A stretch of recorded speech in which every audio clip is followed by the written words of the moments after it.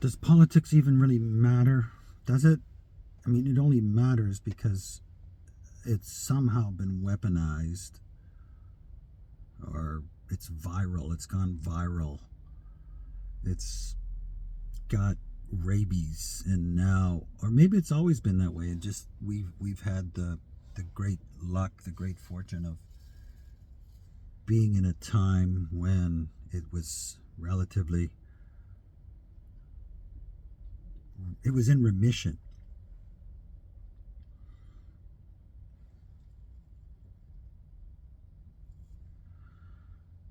So now it's not.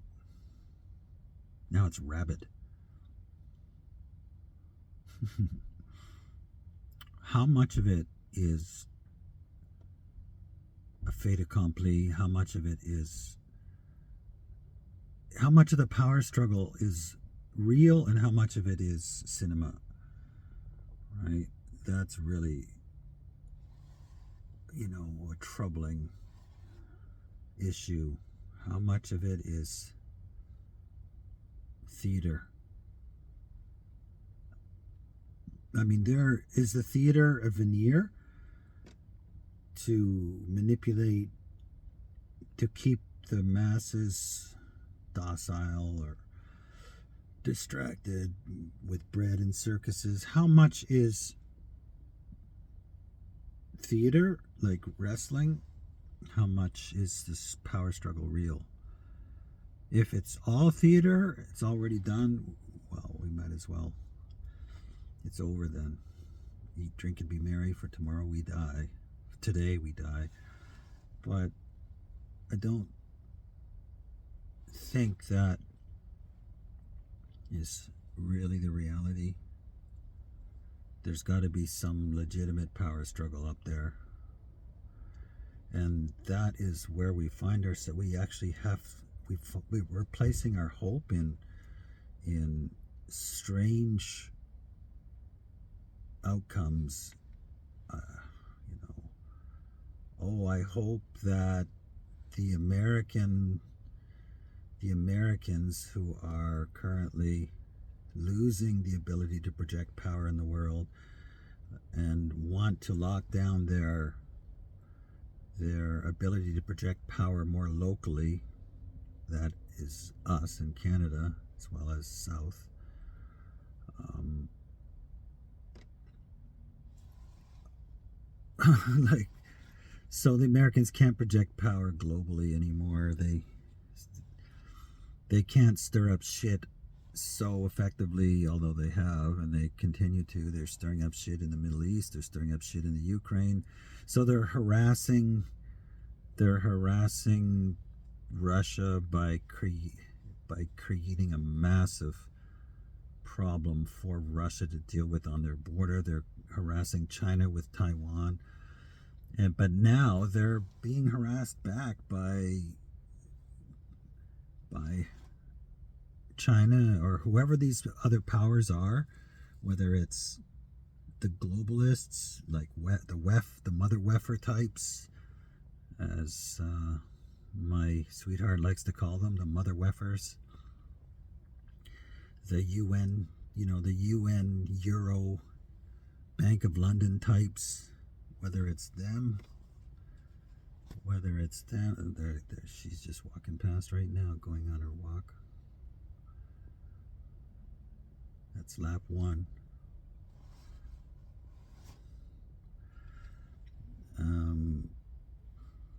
Whether it's them or China or Russia or whatever other fucking power broker exists in the world. Now it looks, and the Americans, everybody wants a weak Canada, I think, because a weakened Canada works to everybody's benefit, including the Americans, because, if the Americans can't sort of overlook Canada and say, yeah, whatever, you do what you do, while we're projecting our power globally, now the Americans have to project their power locally.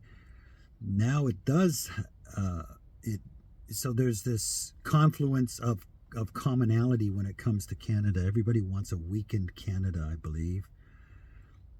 A weakened Canada works against the Americans because it can be corrupted and influenced by China, which it is, badly compromised by China, but it's also badly compromised by the mother weffers, London, Europe. So it's this place of confluence. So the Americans have to contend with. They want Canada to be weak, but they also don't want Canada to be weak. They want Canada to be weakened so that the Americans don't have to contend with it when they're projecting their power, but they don't want it to be weakened by Chinese influence or European influence. On the other hand, the Europeans and the Chinese would love Canada to be just a beehive of compromise to harass the flank of the American empire in retreat. So we're stuck in this horrible position, and our hope, our bizarre hope, depending on who you are. I mean, I don't want to be run by the globalist Europeans, the UN and the World Economic Forum and all whatever the hell is coming out of the United Kingdom right now. That is not a happy outcome. Neither would it be a happy outcome to be ruled by Chinese influence, which, I mean, their influence is obvious here. The best option would be an American, some kind of American. I mean, obviously, the best outcome would be for Canada to maintain its borders and for the international border between the United States and Canada to become completely permeable, like a union of some kind. But with the corruption, the level of corruption, Chinese corruption, that Canada is under right now, and not just Chinese corruption, European corruption, all manner of corruption, I doubt that's going to be a possibility unless somehow the Americans can project kinetic or military might. So it's a real pickle. I don't know. So hoping for one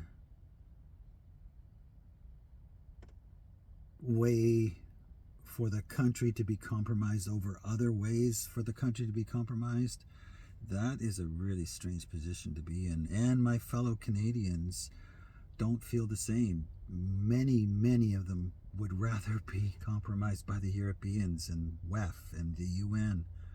I don't think many of them want to be compromised by China, but they definitely favor a European compromise over an American compromise, and I just don't.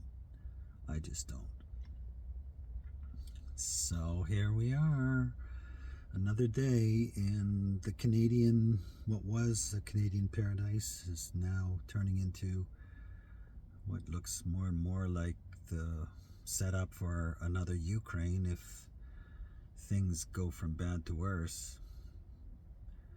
But I'm sitting in a lovely park, and my sweetie is doing her walk around the park. There's plenty of things to be afraid of, plenty of financial problems, but here we are, right? Another day,